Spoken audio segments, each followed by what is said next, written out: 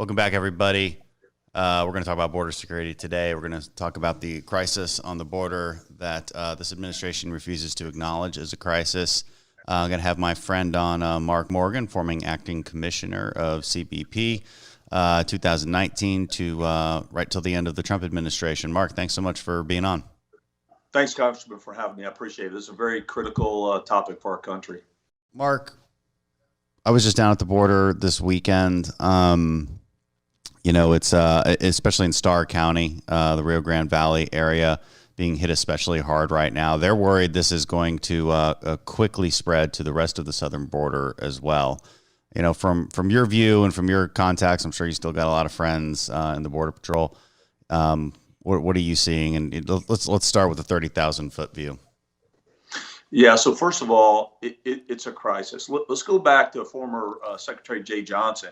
I was chief of the Border Patrol at that time, working under Jay Johnson, and he said 1,000 was a bad day. Trust me, and 1,000 apprehensions was a bad day. And we're looking right now at between 4,500 to 5,000 a day. I know we're really focused on unaccompanied minors, and those numbers have skyrocketed as well, but so have the overall numbers. You're going to see in February, when they finally allow CBP to release the numbers, is in excess of 100,000 people that were apprehended trying to illegally enter the country.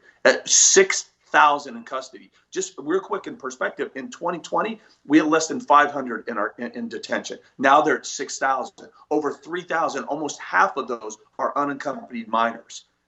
That's what we have on the border, and it's overwhelmed. And just like happened in 2019, till we got a handle on it, as predicted, HHS, who takes the unaccompanied children, they're already overwhelmed. They're backlogged. And so now the children are sitting in Border Patrol facilities where they shouldn't belong, well in excess of 80 hours. I could keep going on.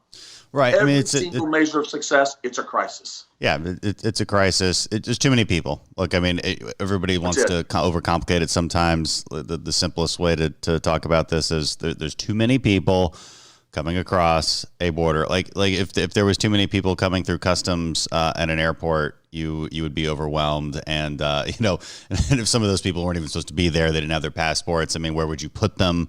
Right? There's not enough offices. Like if there's thousands and thousands, like it's common sense. There's too many people.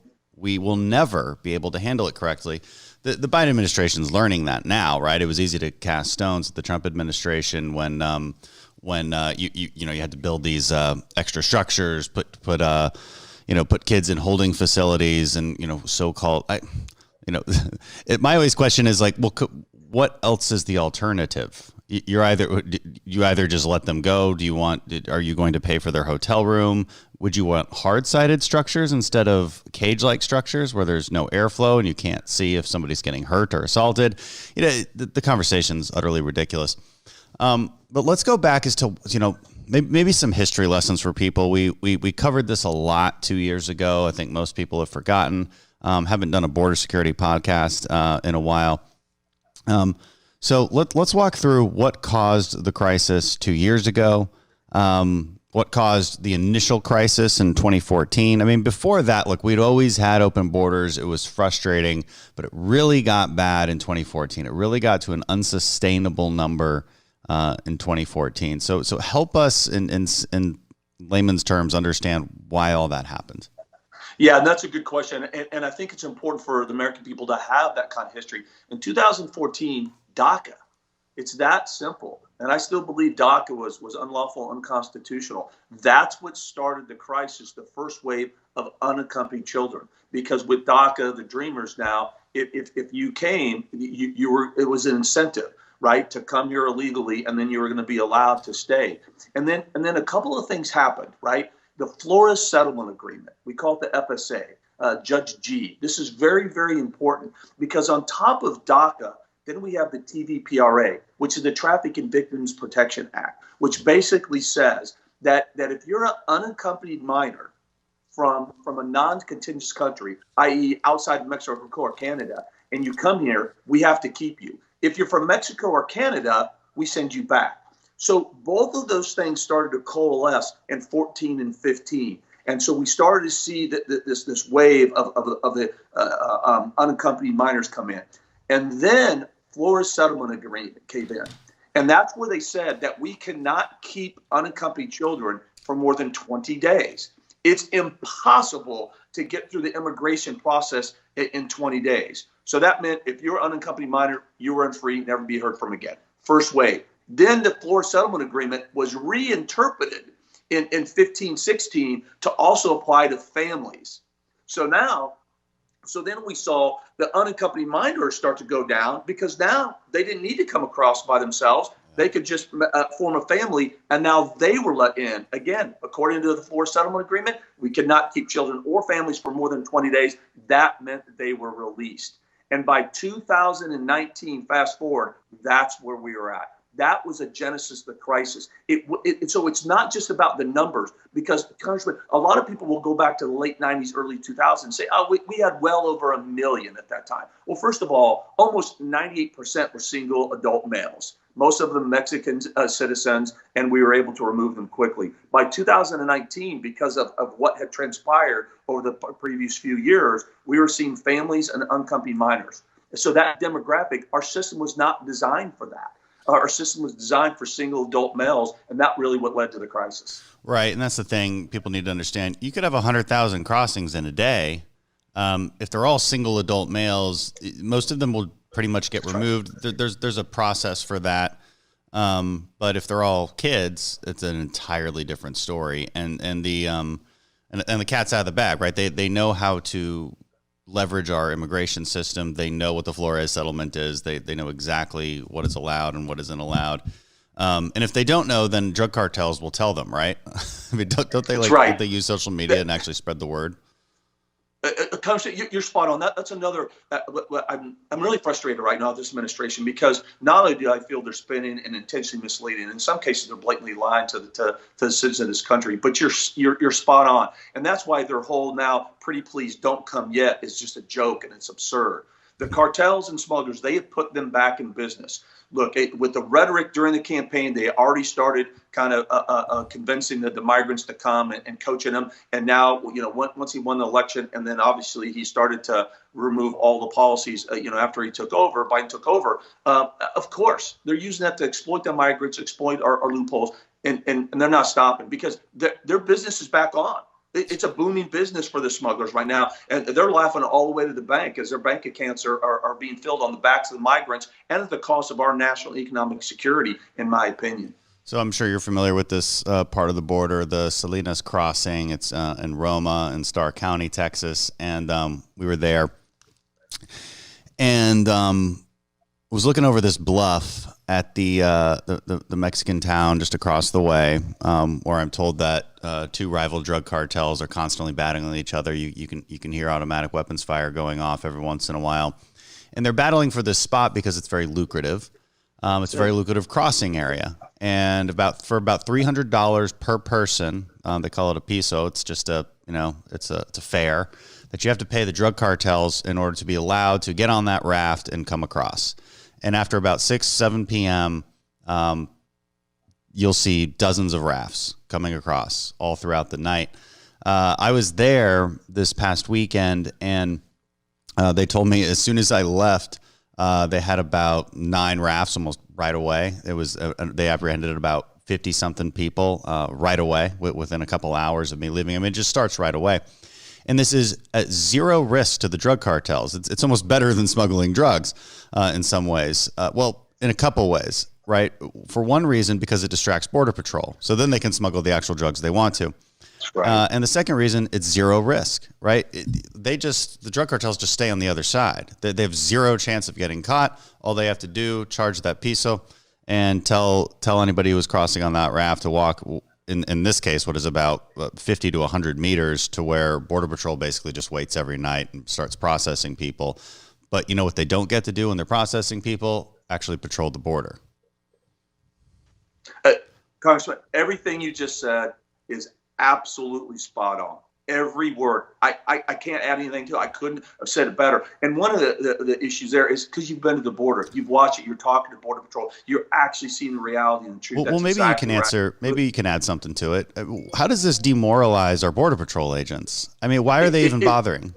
Honestly, why bother? That's exactly right. And this is the horrible part, because what you saw in 2019 was, we had a capacity of about 4,000 to 5,000, and we had 20,000 at one time.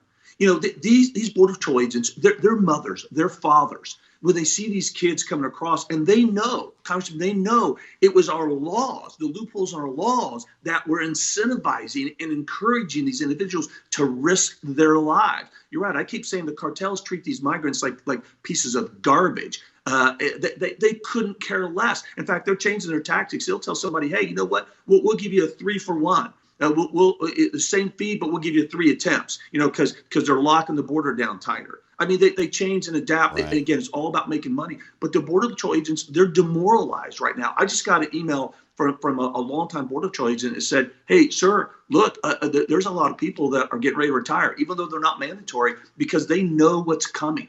Look, 6,000 in custody. Again, 2020, at one point, we had 500, and 3,000 of them are unaccompanied minors. These are deplorable conditions. This should not be happening, especially in the middle of COVID. And this is all preventive. And look, I don't want to, I keep, quoting former President Trump, but at CPAC, he was right. He was absolutely right when he said this was a self-inflicted wound. 100%. Right now, right? I mean, Congressman, why we're still trying to get kids back to school and businesses open and people back to work, and now's the time you're going to open the borders. So let's talk about let's talk policy now, what President Trump did, because look, this crisis happened under his watch too, but then it improved to an enormous extent. So what was going on? I mean, well, we've already kind of gone over why it happened in 2019. Basically, the same situation we have now. But then Trump fixed it. I mean, the migrant protection protocols, the Remain in Mexico policy wasn't around back then. Our agreements with the Northern Triangle countries weren't around back then. Explain what those are, why they're so effective, and what Title 42 is also. And explain why we basically did get control of the border over the last 2 years. So 3 things essential prior to COVID, and then after COVID, Title 42 I'll talk about. 2 of them were policies, and then 1, though, was the unprecedented cooperation with our partners. So let's talk about MPP, the Migrant Protection Protocols, or the Remain in Mexico, as the media refers to it. That was the single-handed, most effective, game-changing policy, because one of the biggest incentives by 2019 that look, and this is not a right or left thing, it's just the truth, is that President Trump inherited this broken immigration system. By 2019, it was at its height. If you grabbed a kid, that was your ticket in the United States. It was that simple. It was not complicated. We had kids being bought, sold, and rented. We've talked about that before. Again, 2019, grab a kid, you're in. So what the Migrant Protection Protocol did was it removed that incentive. So instead of being released in the United States, as we were mandated under the Florida Settlement Agreement, the MPP allowed us to remove the individuals to Mexico while they still wait and receive the most high level of due process that any country on the face of the planet gives somebody that's illegally entering their borders. So they were still getting the due process, but what we were taking away was their goal to be released into the United States. That policy single-handedly what led to the end of catch and release. So the other thing, let's stick to that one for just a second. Sure. I've heard that only about 10% of people who apply for asylum actually end up meeting the asylum requirement, and that's a long process in and of itself. So, it seems to me that once you get a feeling for what you have to say to claim asylum, everybody's just going to say it, right? And that's exactly what happens. That's exactly right. In fact, Border 12 recovered like little cue cards, like I used to use this to study for tests in college, right? That actually told them what to say to get past the credible fear, the initial credible fear standard, which is no standard at all, which is another thing I've been asking Congress to fix. You're exactly right. They come in, they say literally the magic words, they can read it from a card, boom, they're entered into the system. And here's what's important. There's a combination, because on the open border advocates, the Democratic side, they like to twist this around when we say, about 10% are really valid. There's an important double impact here. Look, they either, once they're released into the United States, they either don't show up at all for the hearings, or those that do, once they receive a final order removal, they don't comply with it. Exactly. Together, and that because you hear this, can we debunk this statistic real quick? Yep. I think I know what the debunk is, but I want to run it by you. You've probably heard it before. Democrats will always say like over 90% of people show up for their hearings. You know, it's just not true that they just come back. So I believe they're referring to a very specific pilot study, right? Well, there's two things. So they're referring to a DOJ pilot study where they put families at the front of the line that entered at a certain point, right? But here's where they're absolutely, in my opinion, intentionally misleading. And I think though they had ankle bracelets on too. It's a pilot study where they're literally being tracked. Exactly. Yeah, and that's a joke too, because as soon as they get a final order of removal, they cut them off, right? So they call ATD alternatives to detention. Doesn't work. It's a joke. So what they mean is what happens is there is a good a segment that show up for their initial hearing. Yeah. That's important. Their initial hearing. And that's the stat that they're using. They're intentionally misleading the American people, because then after that initial hearing, they either don't show up for the remaining hearing and they get an order of removal and abstention, or the very few that continue through the whole process, again, once they get a final order, they don't comply. Right. So that's where we get that once you illegally enter, 90% stay in the country illegally. Okay. I just wanted to hammer that one home because look, we get so many sort of false claims. And I think the Democrats have this idea that if there's a caravan of people coming, then they must have an asylum claim. And you're like, it's really the opposite, frankly. If you have an organized caravan, it should be pretty obvious that asylum claims are pretty obviously not, what's the word I'm looking for? I don't know. They're not true. Okay, so what was... And here's a really important part of it. Again, facts. Look, we interview all of them, and it's clear from their own words, the majority of them are coming for two major reasons. One, to get a job, and two, reunite with family that's already here illegally. I mean, that's just the truth. And the Democrats, they constantly lie about that. Right. And like, it doesn't make them bad people, like the people coming, right? I'm not, I think this was wrong with Republican messaging for a short period of time. These aren't bad people necessarily, but they are cutting the line. You know who else isn't bad people? Other legal immigrants who do it the right way. I mean, there's a moral case to be made here. And also the other thing I get frustrated about the asylum process is, look, there's a geographic advantage that is very unfair to the rest of the world, right? Our asylum process is meant for true persecuted individuals everywhere, not just south of our border. And that system is completely clogged up by people falsely claiming to be eligible for asylum. All right, I interrupted that train of thought on what Trump did. So three things. So one, we covered MPP. The other was the ACAs, the Asylum Cooperative Agreements, because here was another big loophole in our system, was forum shopping. If you think about it, the international standard, Congressman, you know, because I've heard you talk and you get this, is that you should seek, and we should encourage people that have valid asylum claims to seek relief and assistance in the first country they can. That just makes sense. It's common sense. If it was valid, it would make sense, right? If it was a valid claim, you would go because you would be running away. You would go to the first U.S. consulate or embassy that you could find because it's that dangerous. I mean, correct. Right?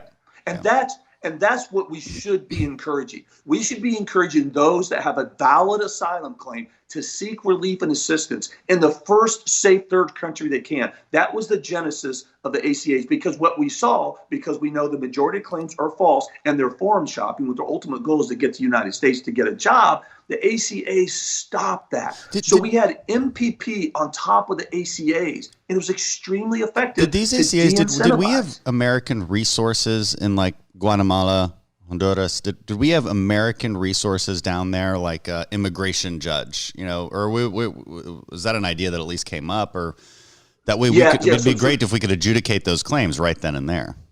Yes, so it's funny. So let me get to that, but the resources. So we did have resources there for advice and counseling and guidance. We helped them set up their systems, absolutely, and that wasn't just CBP or DHS. That was really a whole government approach. Yeah. Of course, Department of State, USAID. I mean, just a lot of agencies that were embedded in the Northern Triangle countries that really.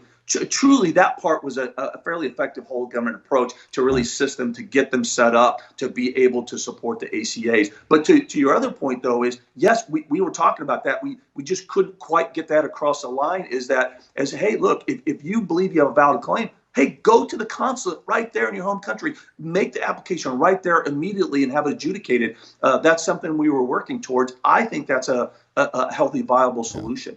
Yeah, that'd be a good yeah. a good investment. So what was the third thing? Right. So we had MPP and ACA, and by February of 2020, the flow had been reduced by 75%. But here's another important, the third element pre-COVID, right? There's a lot more other stuff, but these are the key ones. Is the truly, and I've said this a lot, Congressman, is the unprecedented cooperation with Mexico and the Northern Triangle countries.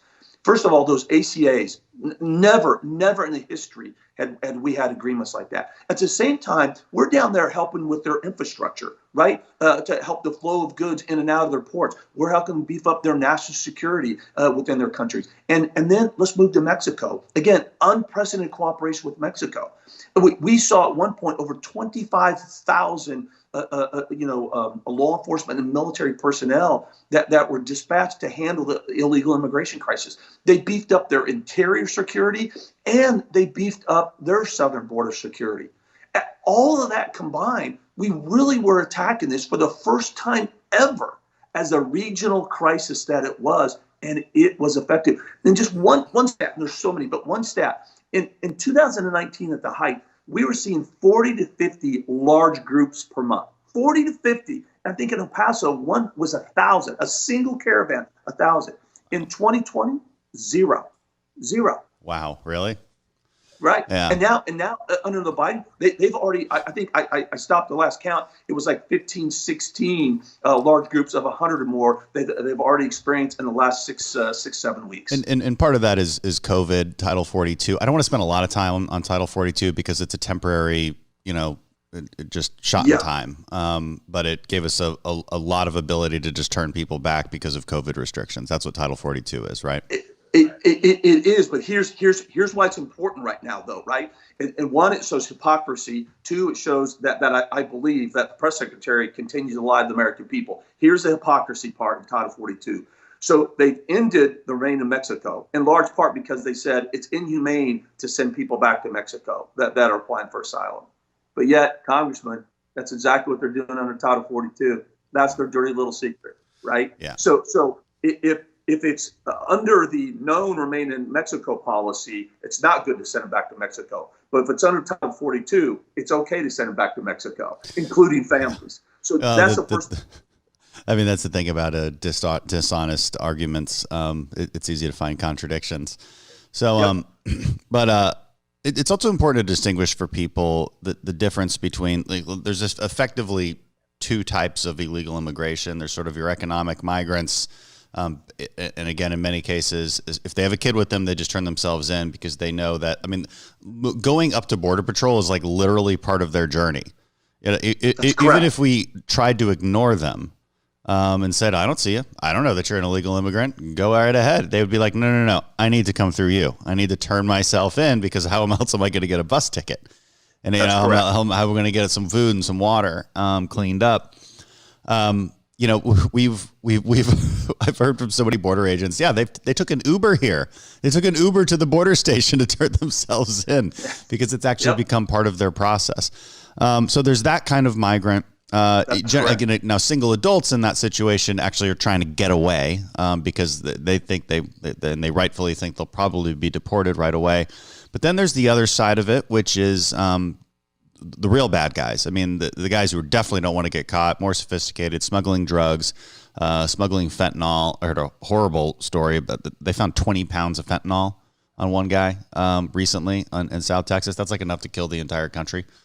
Yep, that's right. It's insane. That's right. And so, when it comes to that type of border security, it's a totally different ballgame. All right, that's where the wall comes in. That's where the technology comes in.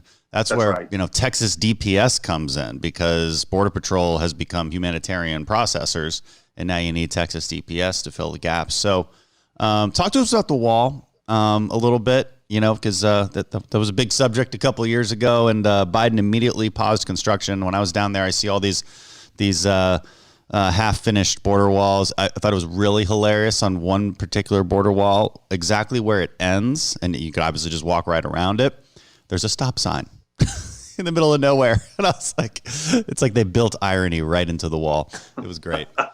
So, just give Yeah. us an idea of what walls do and what they don't. An honest discussion about how their effectiveness. Yeah. So first of all, again, everyone listening to this needs to understand everything you just said is completely correct. It's absolutely spot on. Especially, I'll add one thing to that is that what happens too when we see the number of unaccompanied minors and families increase, again, common sense, Border Patrol then are pulled off the line, what I call to do their national security job, to really do the daycare providing.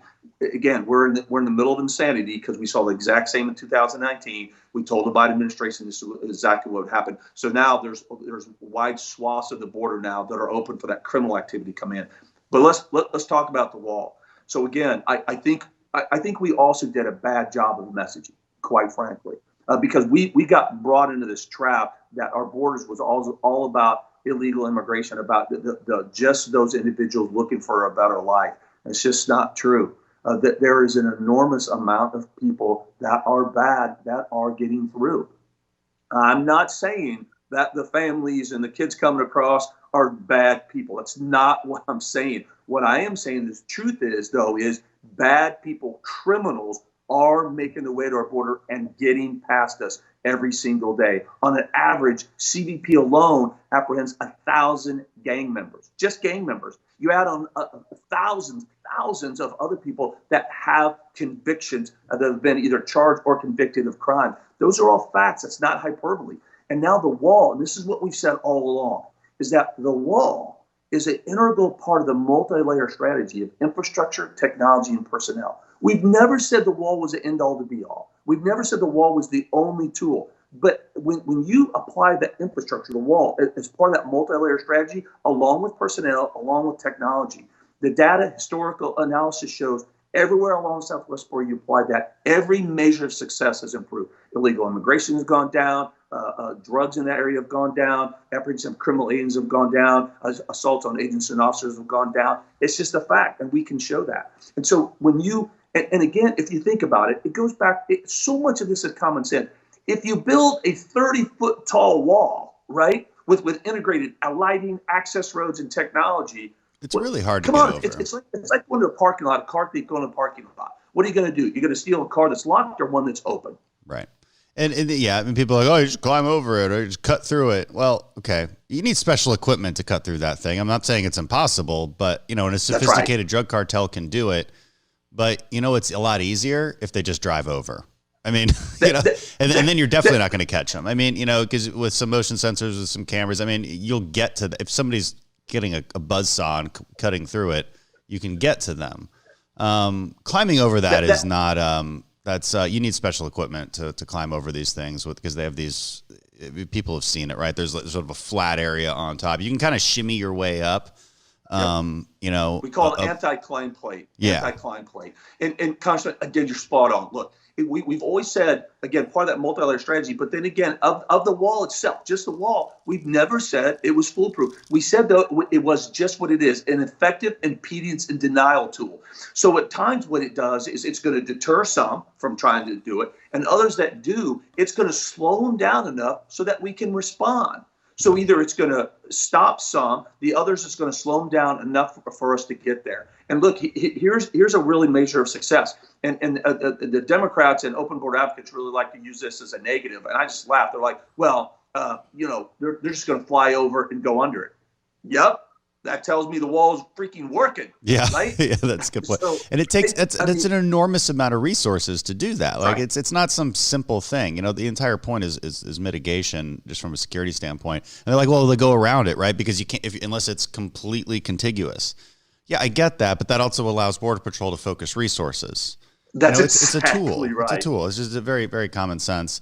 Well, and one last thing on that, what you just said is spot on, is that we keep trying to do this. What instead of right now where we're at is that the cartels shape our behavior. With the more infrastructure and technology and personnel that we have as part of that multi-layer strategy, we become offensive in nature and we get to shape their behavior. And I know from your military experience, you fully understand that. Yeah. Ultimately, what we wanted to do, if we had the wall and that technology and personnel all along the Southwest border we needed, our goal was to funnel them where? To our POEs, where we are completely offensive and have the ability to stop. Claim asylum at the actual point of entry.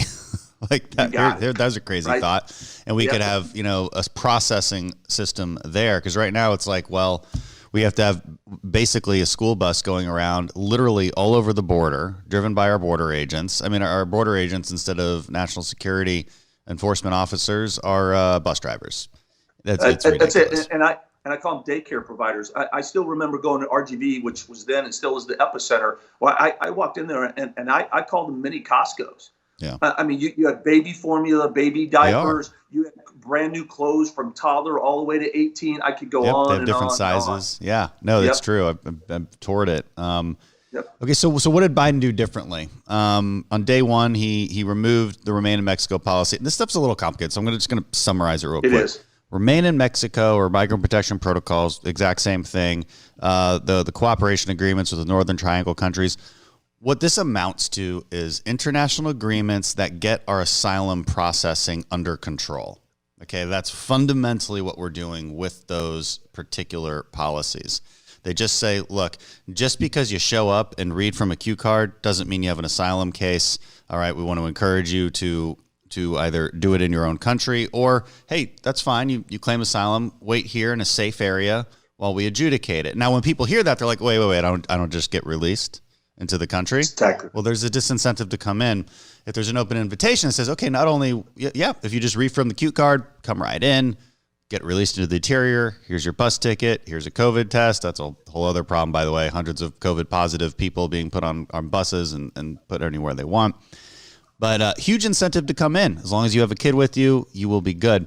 Okay, so Biden ripped up these international agreements. Not only that, he paused deportations. I want you to talk about that. And he also, another executive order said, hey, all of you who were remaining in Mexico and awaiting your adjudication, you basically have a visa now. That's exactly what he said. He said, you can now await inside the United States. That's equivalent to a visa. You just gave about what I believe is about 30,000 people, I've been told, we don't have an exact number there, a visa to cut the line in front of literally everybody else. Why? Because you dared to cross our border illegally. This is so immoral and unfair to legal immigrants who wait years to get visas. Yeah. Congressman, again, everything you said, I couldn't have said it better myself. I'll go a step further. I believe it's unconstitutional. I think it's counter to the oath of office for this president to protect our borders and secure this country. It's unconscionable on so many levels. But you're right. I'll go even a step further on NPP. Not only did they stop new enrollees in NPP, but then they're given visas. I think I'm going to use that from now on. I think that's correct way to put it. Visas to those that were already enrolled. And they're even going a step further. They're having conversations about actually directing DHS to go and find people in their home country that were previously removed under MPP and bring them back. It's absolutely absurd. It's like they feel like they owe them something. It's absurd for violating our laws. I mean, for me, look, I've been doing law enforcement for 30 years. So talk about just kind of ingrained and kind of common sense for me is it's about the rule of the law. We have borders for a reason. We're a sovereign nation for a reason. We have laws for a reason. I would think we should all, as a country, who cares whether you're right or left, it doesn't matter. We should all be unified in the basic fundamentals of a successful civilized society, and that is getting behind the rule of law. And we're encouraging, incentivizing, facilitating people to break that now every single day. But here's what's important. So that's what's happening on the front end. What I've been saying now is we basically created reception centers on the front end. And then they know, as we talked before, the majority either don't show up for their hearings or when they get a court order removal, they don't comply. Here's what's important, though. So what are they doing on the back end through White House directed DHS guidance? They've removed 90% of ICE's enforcement authority. Yeah. So today, the very people that they're letting in, they know aren't going to show up. And then on the back end, they're preventing ICE from deporting them. So we've created reception centers on the front end and a sanctuary country on the back end. That's where we're at right now. Go into a little bit more detail on that, on the pause on deportations and what ICE can and can't do and how that's different from a few months ago. So to try to walk through how it's different, we don't have enough time. Every fathomable way it's different. And here's what I'll say, and this is not hyperbole. A lot of people want to dismiss it as, but this is not. It's in their memo. They bullet it out. But I'm trying to make it simplified. Look, unless you're a known or suspected terrorist or convicted aggravated felon, you are basically off limits for ICE. And then they threw in. And if you're convicted, shouldn't you already be in jail anyway? It's like. So that's key. That's right. That's very important. So I just talked to a bunch of sheriffs a couple of weeks ago. And so we were talking back and forth. There's this program called 287G, which allows sheriff's departments to work with ICE to facilitate if they apprehend an illegal alien for a crime, they call ICE and they work together to remove them. Wow, imagine that. Law enforcement agencies working together to enforce our laws. But here's what's happening. Sheriff's Department now, and look, I could give you 1,000 examples, and this is not hyperbole. They arrest a known gang member who they discover is an illegal alien. In fact, they discover that he has multiple illegal entries back and forth, and they've arrested him and charged him with, burglary from a motor vehicle. They call ICE up and say, we have a known gang member, has multiple illegal entries. We just arrested him for burglary from a motor vehicle. You know what ICE tells them now? Sorry, not a priority. Go ahead and release him back into your community. That's where we're at right now. That's insane. Because, I'm talking to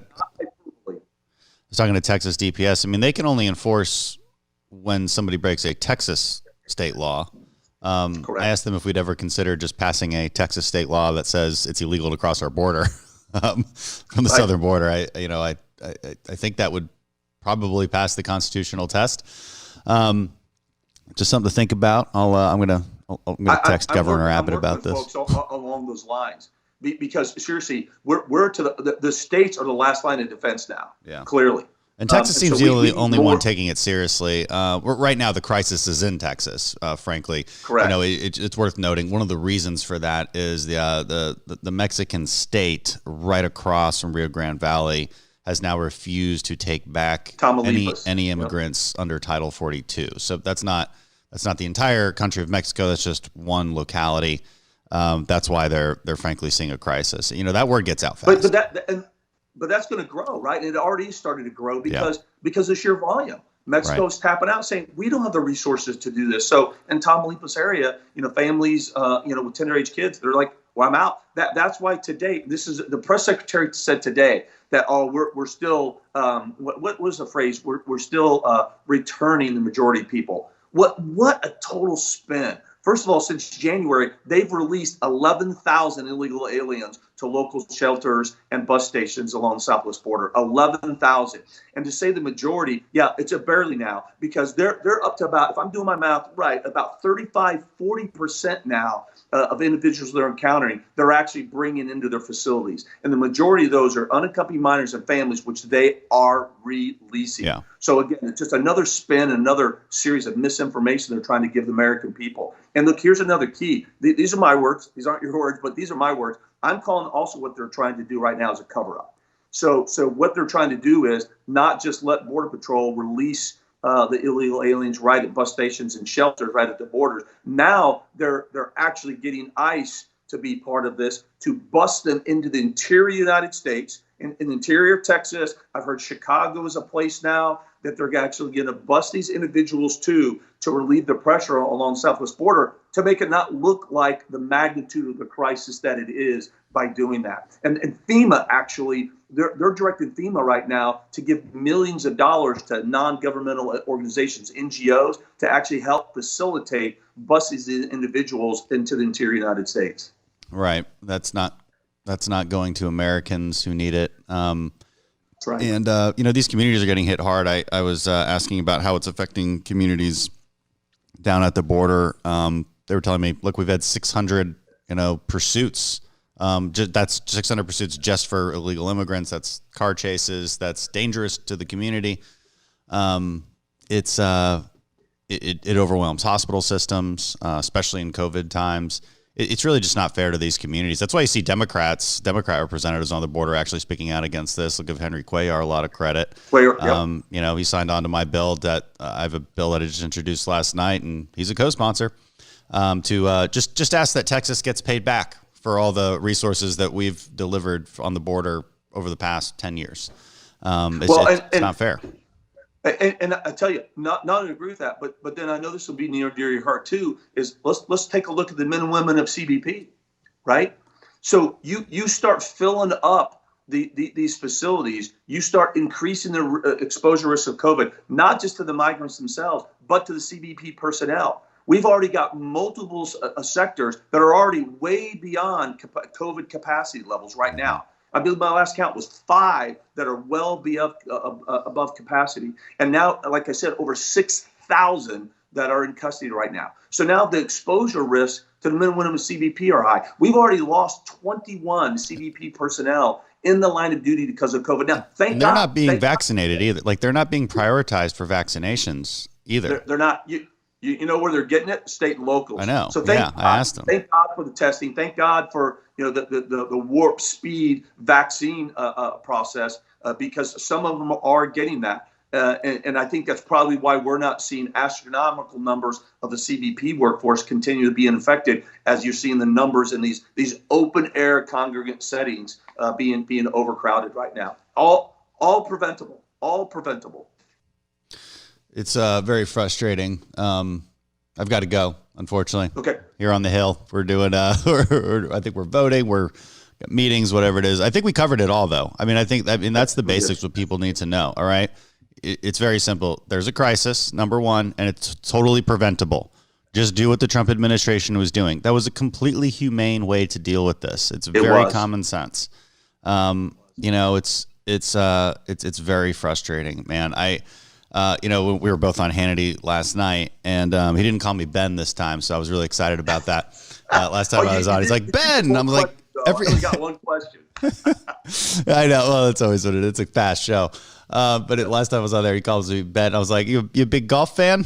You a big golf fan, Sean? He's like, it was funny. I think they cut it for the final segment. But anyway, he was asking, he was like, well, do they just want more illegal immigration? I'm like, yes. I mean, I didn't always believe that about Democrats. Obama deported a lot of people. He talked about the border a lot. All Democrats. I can find videos of all of them talking about how important the border is.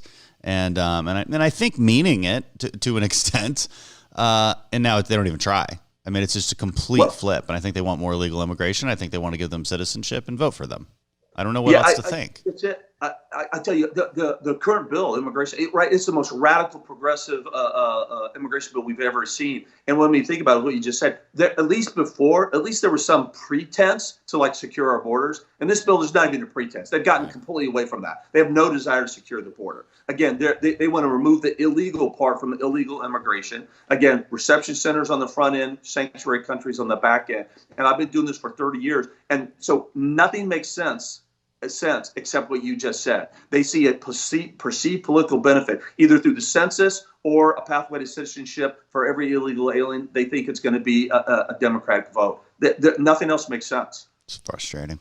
Mark, thank you so much for being on. Wish we could talk longer, but hey, we can always do it again. Thanks for all you're doing. Thanks for being out there and getting the truth out to people. People need to hear it and understand what's going on. You as well. Thanks for having me.